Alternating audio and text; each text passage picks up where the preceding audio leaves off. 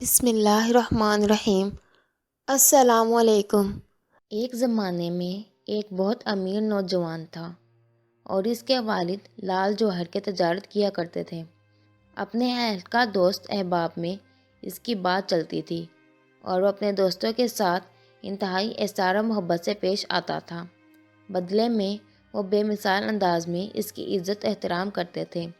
دن گزرتے گئے، نوجوان کے والد کا انتقال ہو گیا اور خاندان بہت غریب ہو گیا۔ چنانچہ نوجوان نے اپنی خوشحالی کے دنوں کے پرانے دوستوں کو ڈھونڈنا شروع کیا۔ اسے پتہ چلا کہ اس کا سب سے پیارا دوست، جس کی وہ تکریم کرتا تھا، جس کے ساتھ اسے بہت پیار تھا، جو کبھی اس کی بات کو نہیں ٹالتا تھا، بہت زیادہ امیر ہو چکا ہے اور بہت زیادہ محلات اور جائیداد کا مالک بن چکا ہے۔ چنانچہ وہ اس کے پاس اس امید سے گیا تاکہ وہ اسے کسی نوکری پر رکھ لے یا پھر اس کے حالات بہتر کرنے کا کوئی راستہ تلاش کرنے میں اس کی مدد کرے۔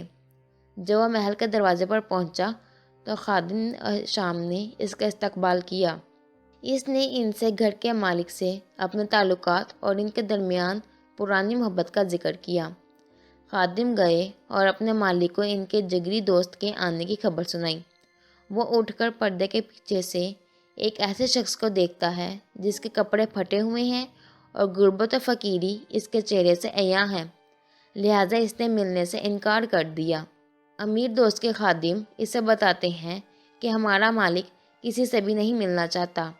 بس وہ محل سے اس درد عالم کے ساتھ نکلا کہ کیسے یہ رشتہ محض میری غربت کے سبب مر چکا ہے اور کیسے لوگوں کے دلوں سے اقدار و مروت ختم ہو گئی ہے۔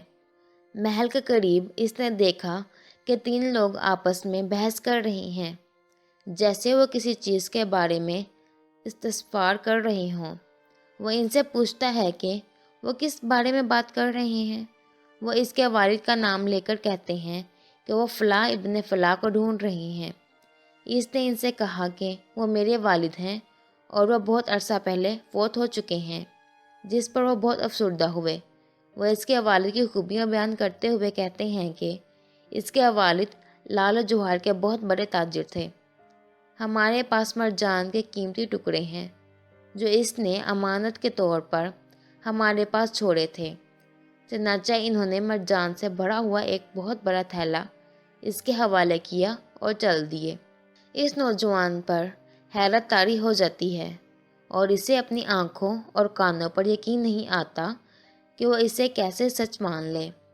لیکن اب سوال یہ پیدا ہوا کہ وہ اسے کہاں اور کسی کو کیسے بیچے، کیونکہ اس کے شہر میں تو کوئی بھی ایسا شخص نہیں تھا جو اس کی قیمت ادا کر سکے۔ لہٰذا وہ کسی تاجر کی تلاش میں نکلا۔ تھوڑی دیر کے بعد ایک بڑی عمر کی خاتون سے اس کی ملاقات ہو گئی جو شکل و شباہت سے نیک سیرت لگتی تھی۔ اس خاتون نے اس سے پوچھا کہ بیٹا، مجھے آپ کے شہر سے جوہری کی تلاش ہے، کہاں ملے گا؟ نوجوان نے پوچھا کہ آپ کس قسم کے جوہر خریدنا چاہتی ہیں؟ خاتون نے جواب دیا، مجھے خوبصورت پتھروں کی تلاش ہے، چاہے وہ کسی بھی قسم کے ہوں، ان کی قیمت کوئی بھی ہو۔ نوجوان نے پوچھا کہ آپ مرجان خریدنا چاہیں گی؟ اس نے کہا، میں بالکل خریدوں گی۔ نوجوان نے مرجان کے کچھ ٹکڑے تھیلے سے نکال کر اور خاتون کے حوالے کر دیے۔ خاتون نے جب قیمتی پتھر دیکھے تو حیران رہ گئی اور وہ ٹکڑے خرید لیے اور یہ کہتی ہوئی چل گئی کہ وہ باقی والے ٹکڑے خریدنے کے لیے دوبارہ آئے گی۔ یوں نوجوان کے حالات میں بہتری آنے لگی اور اس کی تجارت بحال ہونے لگی۔ پھر اسے اپنے دوست کی یاد آئی جس نے برے حالات میں اس سے ملاقات کرنا گوارا نہ کی، تو اس نے ایک خط میں 2 اشعار لکھ کر بھیجے۔ ترجمہ: میں ایسے دوستوں کی صحبت میں رہا جن میں وفا نہیں، جو ہیلوں اور بہانوں سے دوستی نبھاتے ہیں۔ وہ میری امیری کے وقت مجھے عزت دیتے ہیں اور جب میں مفلس ہو گیا تو وہ جاہلوں والا معاملہ کرتے ہیں۔ جب اس کے دوست نے یہ اشعار پڑھے تو اس نے جواب میں 3 اشعار لکھ کر بھیجے۔ ترجمہ: جہاں تک 3 لوگوں کی بات ہے جو محل کے باہر ملے ہیں، وہ کوئی حادثہ نہیں تھا بلکہ ایک چال تھی۔ جس عورت نے تم سے مرجان خریدا وہ میری ماں تھی اور تم میرے بھائی ہو اور میری آخری امید بھی۔ ہم نے آپ کو بخل و کنجوس کا سبب نہیں واپس کیا، لیکن ہمیں خوف تھا کہ تم ہمارے سامنے شرمندہ نہ ہو جاؤ۔